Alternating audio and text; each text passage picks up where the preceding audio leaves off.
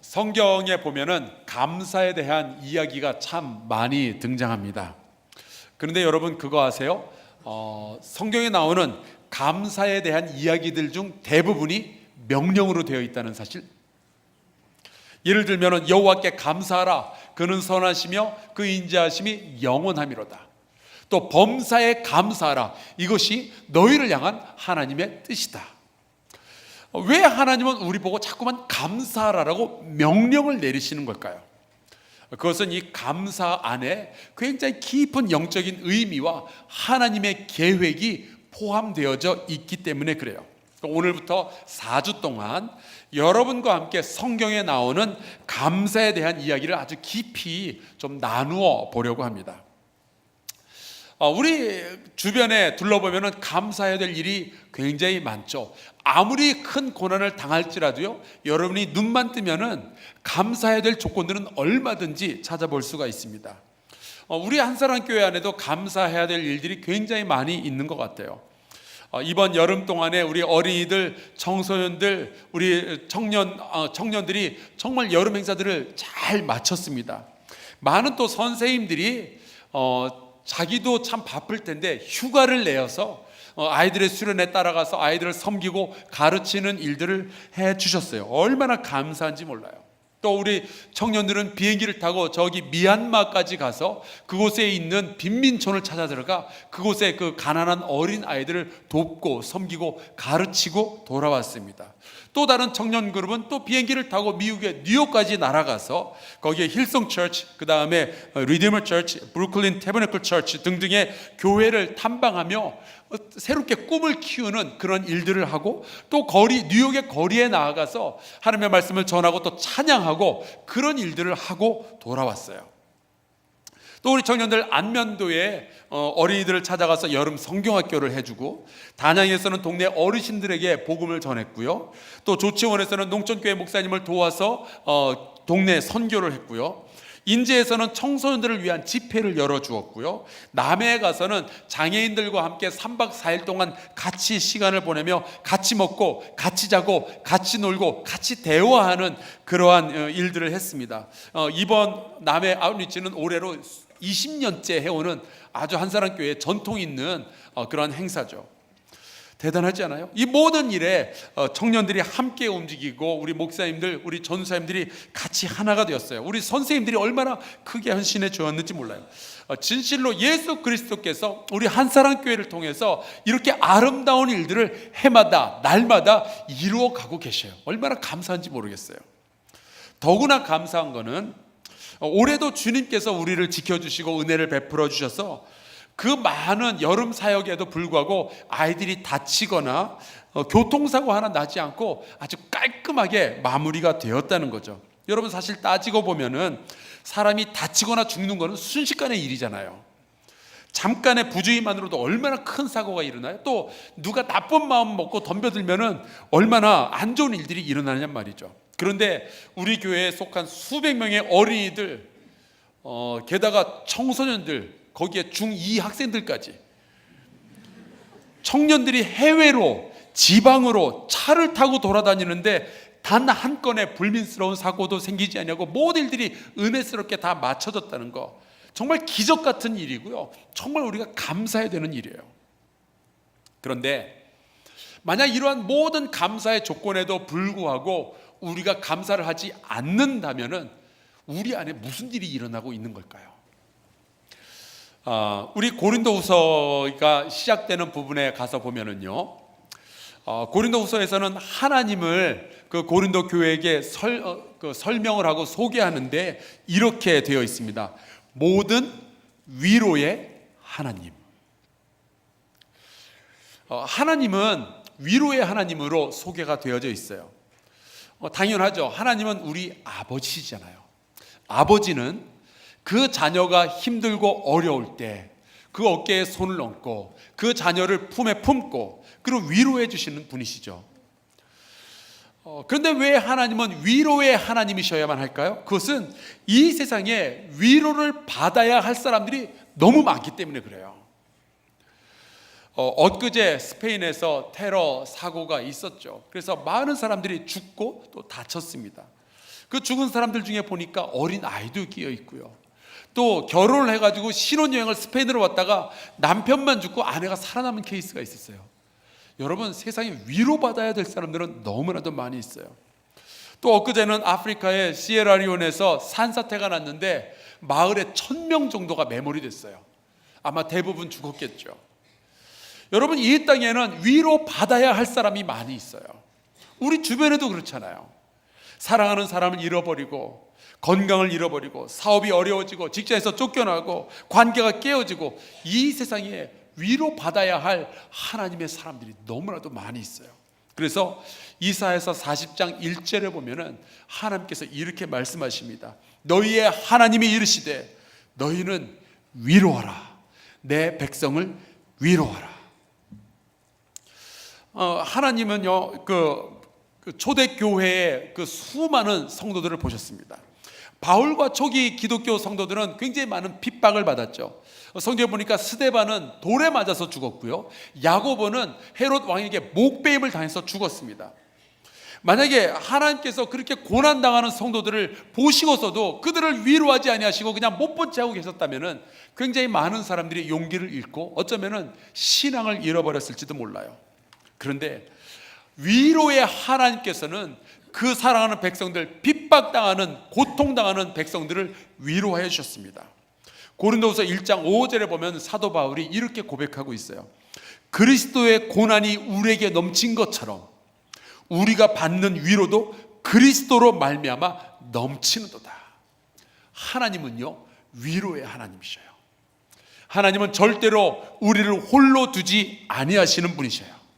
우리를 붙드시고 우리를 위로하는 분이십니다. 여러분, 이 세상에서 아무리 힘든 일이 있어도요, 하나님만 만난다면 위로받지 못할 사람은 없는 줄로 믿습니다. 하나님은 모든 위로의 아버지이셔요. 혹시 여러분 가운데 지금 어려움을 겪는 분들이 계시다면 하나님을 진정으로 만나시게 되기를 주의 이름으로 축복합니다. 지금 죽을 것 같아도, 혹은 정말 죽고 싶어도 하나님만 만난다면 소망이 생기고 기쁨이 회복되고 다시 살 힘이 생기는 거예요. 만약에 여러분 주변에 정말 위로받아야 할 사람이 있다면 하나님을 전할 수 있기를 주의 이름으로 축복합니다.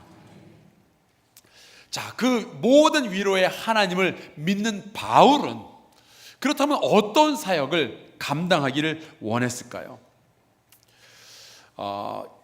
이 사도 바울은요, 하나님의 사역과 같은 사역을 하길 원했어요. 바로 위로하는 사역이었습니다. 그래서 말씀해 보니까 이렇게 되어 있어요. 우리로 하여금 하나님께 받는 위로로서 모든 환난 중에 있는 자들을 능히 위로하게 하시는 이로다. 하나님은 우리와 같이 위로의 사역을 하기를 원하셨던 거예요. 그렇다면은 하나님은 고난 가운데서 우리에게 먼저 위로를 주시겠다 하는 건데요, 그것을 일컬어서 은혜라고 부릅니다. 그리고 고난 가운데서 그 은혜를 경험한 사람들은요, 그 자기가 경험한 위로, 그것을 또 다른 사람들에게 전하는 사명을 가지게 되는 거예요. 제가 우리 성도들을 신방하며 상담하며 같이 기도하며 이야기를 듣다가 놀라운 것을 하나 발견했는데, 굉장히 많은 사람들이요, 자기의 사명을 고난 가운데서 발견해요. 기쁘고 즐겁고 행복할 때는 그 사명을 모르다가 고난을 통과하는 동안에 하나님이 나를 통해서 무슨 일을 하고 싶어 하시는지를 발견하더라니까요. 그런데요, 여러분, 고린도후서 6장에 이런 말씀이 나와요. 우리가 하나님과 함께 일하는 자로서 너희를 권하노니 하나님의 은혜를 헛되이 받지 말라. 하나님의 은혜를 받기는 받는데 헛되이 받지 말라고 하죠. 무슨 뜻일까요, 이게? 여러분, 은혜라는 것은 아무런 자격 없는데, 아무런 조건을 갖추지 못했는데 하나님께서 공짜로 부어주시는 거예요. 우리가 잘나서도 아니고 우리가 잘 믿어서도 아니에요. 하나님의 은혜는 우리가 기도 많이 해서 받는 게 아니고 교회 오래 다녀서 받는 것도 아니고 하나님이 그냥 먼저 우리를 사랑하셔서 우리에게 그냥 부어주시는 거예요. 그게 은혜예요. 은혜는 아무런 조건 없이 자격 없이 공짜로 부어지는 겁니다. 그런데 그 말은 은혜를 받고 나서도 아무 일 없었다는 듯이 살아도 된다라는 뜻은 아니에요. 은혜를 받기 위해서 우리가 해야 할 일은 없지만 은혜를 받은 이후에는 해야 할 일이 생기는 거예요. 여러분, 하나님께서 우리에게 은혜를 주시는 것은 나의 자격 때문은 아니에요. 하나님께서 우리에게 은혜를 주시는 것은 하나님의 계획이 있기 때문에 그래요. 만약에 하나님께서 성도들에게 은혜를 베풀어 주시고 그 성도가 그 은혜를 헛되이 받지 않는다면 자연스럽게 일어나는 일이 있는데, 그것이 우리가 같이 읽은 고린도후서 9장 8절에 나와 있습니다. 제가 읽어드릴게요. 한번 들어보세요. 하나님이 능히 모든 은혜를 너에게 넘치게 하시나니 이는 너희로 모든 일에 항상 모든 것이 넉넉하여 모든 착한 일을 넘치게 하려 하심이라. 여러분, 은혜 받은 후에 우리가 해야 할 일은요, 우리의 감사를 통해서 하나님의 착한 일을 넘치도록 돕는 거예요. 이것을 은혜의 선순환이라고 부릅니다.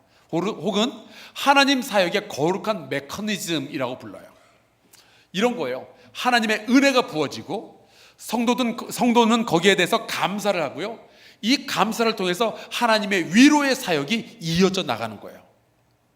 이 선순환이 잘 이루어져야만 하는데, 여러분, 가정이 잘 돌아가려면요, 가정 안에서도 어떻게 잘 돌아가는 메커니즘이 있잖아요. 예를 들어서 이런 겁니다. 남편이 직장에 나가서 열심히 일을 해서 돈을 벌어옵니다. 그 돈을 아내에게 주면은 아내는 살림살이를 잘하고 자녀들을 잘 키우고 또 맛있는 음식을 해서 남편을 먹여가지고 남편이 또 직장에 나가서 열심히 일을 해서 더 많은 돈을 벌어올 수 있도록 해줍니다. 그러면 자녀들이 잘 성장하고요, 남편은 행복하게 가정을 잘 꾸려갈 수 있는 거죠. 이게 어떤 메커니즘, 잘 돌아가는 메커니즘이잖아요. 그런데 이 메커니즘이 깨질 때가 있죠. 선순환이 이루어지질 않는 겁니다. 예를 들어서 남편이 직장에 나가서 돈을 벌어왔는데 아내가 춤바람이 난 거예요. 그래서 돈 가지고, 남편이 벌어다 주는 돈 가지고 여기 나가서 춤추고 저기 나가서 춤추고 그러다가 애들 다 망가지고, 그러면은 여기서 멈추는 겁니다. 나중에 결과가 어떻게 될까요? 아이들은 잘 못 자라게 되고 남편은 더 이상 이 월급을 아내에게 줄 이유가 없는 거죠. 메커니즘이 깨지는 겁니다. 우리가 함께 읽은 고린도 후서 12장에 보면은 선순환이 잘 일어날 때, 은혜의 선순환이 잘 일어날 때 어떤 일이 일어나는지를 기록해 놓았습니다. 제가 읽어 드릴게요. 이 봉사의 직무가 성도들의 부족한 것을 보충할 뿐 아니라, 이제 하나님의 사역들이 일어나는 거죠. 사람들이 하나님께 드리는 많은 감사로 말미암아 넘쳤느니라. 하나님의 사역이 성도들의 감사를 통해서 더욱 왕성하게 많이 일어났다 하는 이야기예요. 마게도냐와 고린도의 성도들은 하나님으로부터 받은 은혜에 감사하여서 하나님께 예물을 올려드렸어요. 그랬더니 그 예물을 받은 사도 바울이 그것을 가지고 예루살렘에서 곤경에 빠진, 괴로워하고 있는 그 성도들을 돕고 위로하는 사역을 할 수 있게 된 거죠. 하나님의 은혜, 성도의 감사, 그리고 위로의 사역이 이어지는 이 은혜의 선순환, 거룩한 사역의 메커니즘이 잘 움직인 사례가 이 고린도후서에 나와 있는 거예요. 여러분, 사역의 등불은 감사의 기름으로 타오른다는 사실을 잊지 마시길 바라요. 감사가 사라지고 나면 사역이 멈추게 됩니다.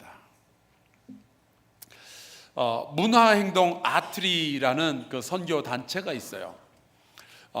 여기는 이제 그 연극하는 분들, 이분들이 함께 모여가지고 그 복음을 증거하는 연극들을, 이제 뮤지컬 연극들을 창작으로 만들고 그것을 통해서 많은 사람에게 복음을 증거하는 그런 선교 단체입니다.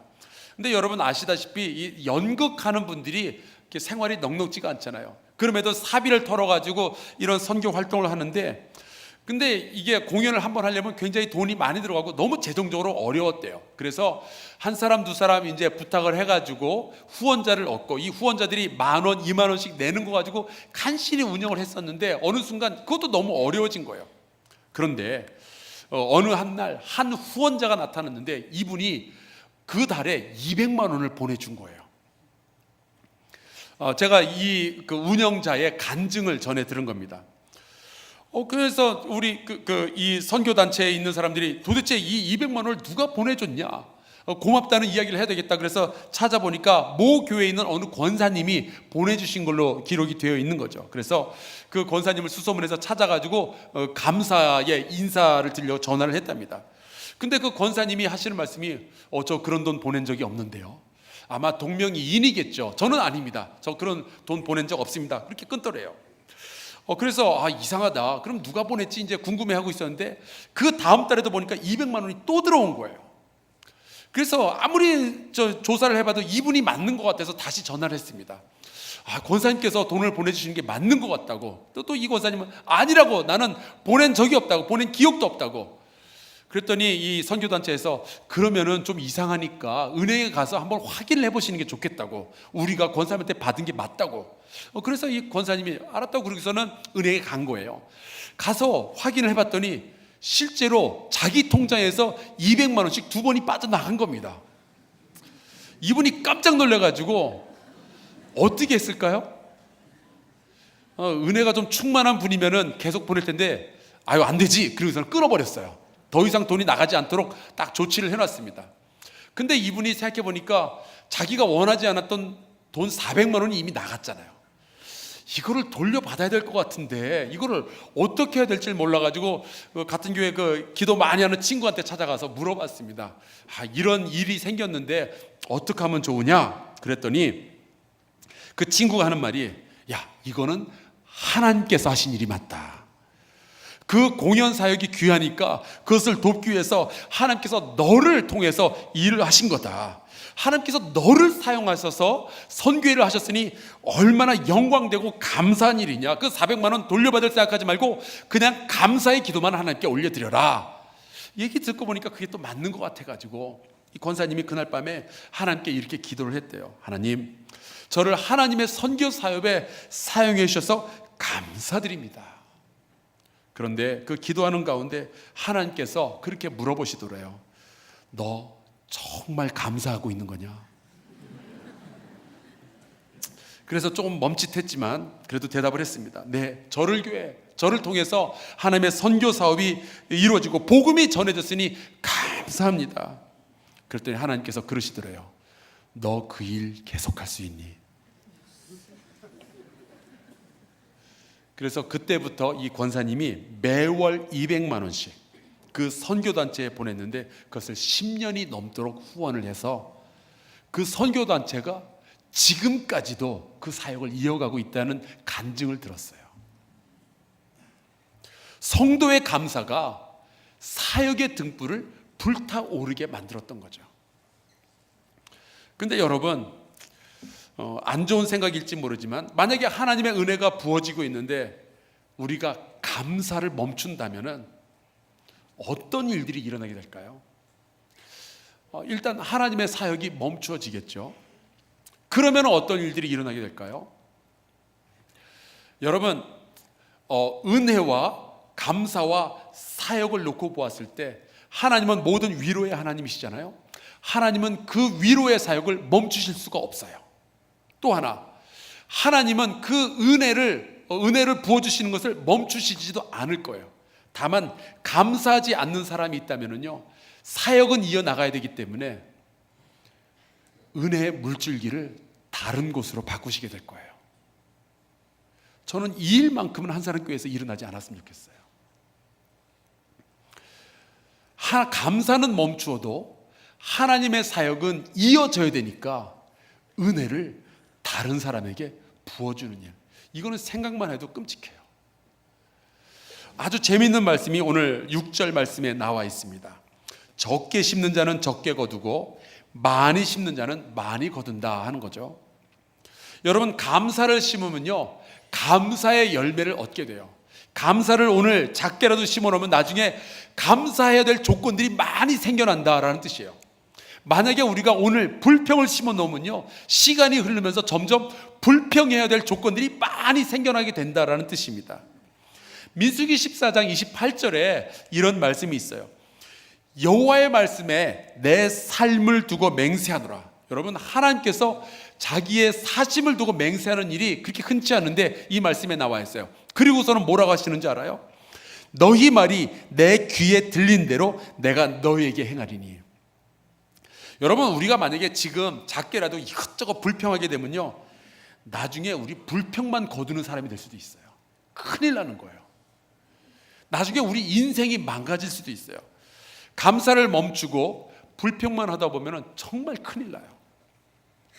하지만 오늘 우리가 작은 일이라도 주께 감사함을 심는다면 우리는 감사할 일들, 여호와의 은혜를 더 풍성하게 거두게 될 줄로 믿습니다.